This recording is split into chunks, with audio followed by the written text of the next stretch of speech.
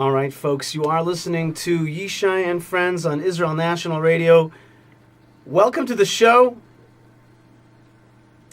And the land of Israel is a land of ups and downs, a land of mountains and valleys, lots of energy, lots of conflicts.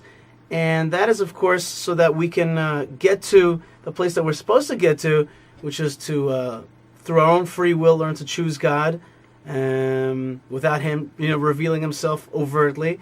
So he's revealed himself quite a lot in the last 100 years. The Jewish people have come back home to the land of Israel. We have fought miraculous wars, and therefore things had to come along to the scene in order to balance out this over saturation of pro-godliness. It had to be a few things that seemed like there was no God, so that you and I could come to the choice that there is one, and that the return of the Jewish people to the land of Israel is a true revelation, in fact.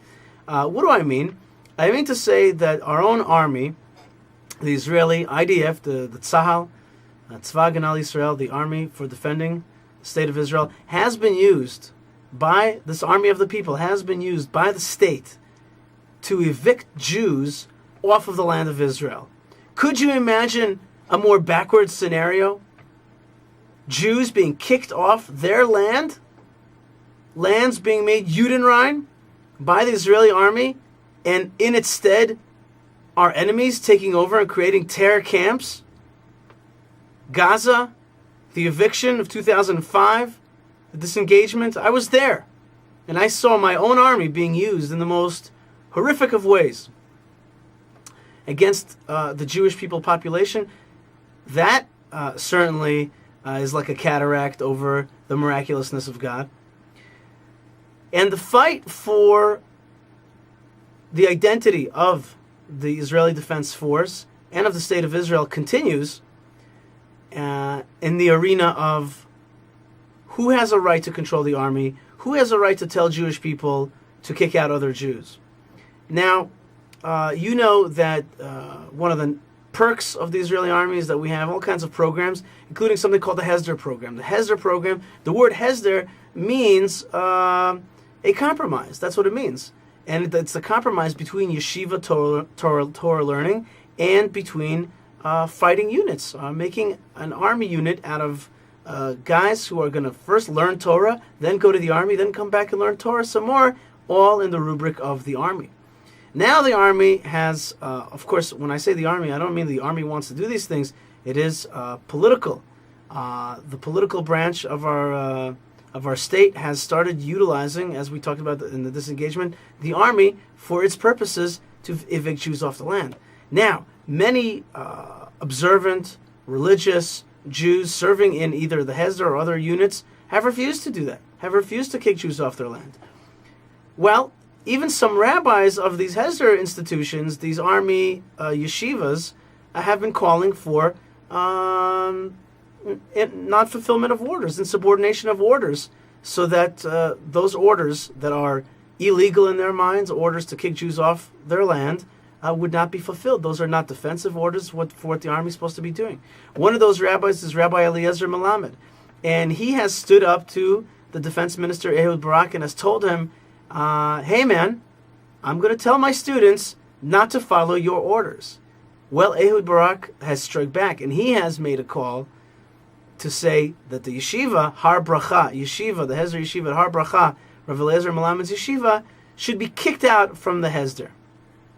This is sending tremendous shockwaves throughout the national religious camp and throughout Israel altogether. What is the line? Are soldiers supposed to follow orders in toto, or are they supposed to have some kind of moral consciousness? Is our army allowed to do these things? Can it be claimed that these are defensive measures that the army should be doing, or should the army not be using this at all? Did Rabbi Eliezer Melamed do the right thing by standing up to Ehud Barak, or should he have played it cool? Maybe found some kind of middle ground from which both his yeshiva could stay part of the Hesder or not. Well, these are big questions, and it's time for us to turn to somebody with big answers. And that is why we have every week on Mondays, Manhigut Mondays, with Moshe Feiglin. He's the leader of the Jewish leadership faction of the Likud, the ruling party in Israel, Moshe Feiglin. Welcome to the program. Hello, Yishai. So we're in a quandary here, right?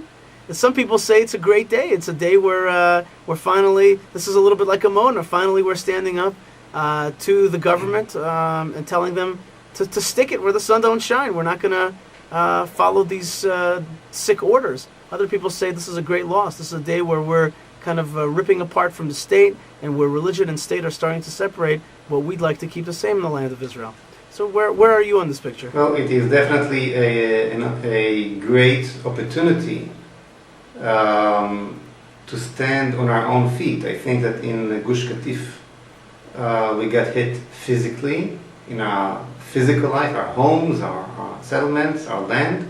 Now we get hit spiritually. It's interesting that it happens on Hanukkah, by the way. And it is really a tremendous opportunity, tremendous chance to realize the situation and to start standing on our own feet. I'm talking about the faithful people, the people who are supposed to lead the nation and not to be led by lowlifes like Ehud Barak. The Hesder Yeshivot should understand that even those yeshivot that disagree with Rav Melamed, okay, become now, after the act of Ehud Barak, yeshivot mitam, meaning yeshivot that serves under the legitimacy and under the inspection of the state. Now, the Torah should be free, just as you have an academic freedom. You also must have a Torah freedom. Otherwise, your Torah is totally irrelevant. We all know that if one letter is missing from a Torah book, the whole Torah is puzzle. Okay, it's nothing like a regular book. And here you have. I just want to translate that into English, that if one letter is missing from Torah's scroll, or it's not written right, the whole book becomes void until that's fixed. And here you have a whole yeshiva now, a whole concept in Judaism, a rabbi, important rabbi with Talmidim, that become pasul, they become silent because of a Ehud Barak decision. That makes the whole yeshivot that are connected to Tzahal and getting paid by the army and by the state totally irrelevant.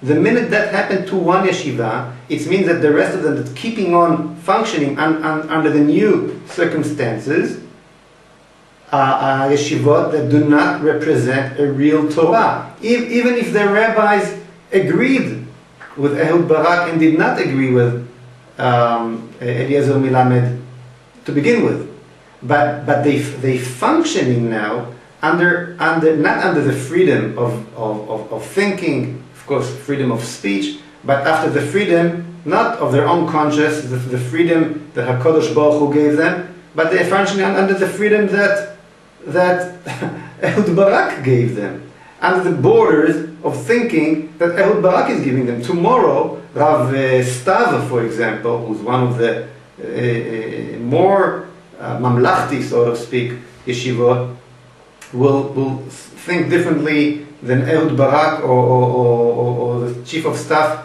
on a different subject, kashrut or Shabbat or whatever, and he will not be able to open his mouth, because if he will be closed.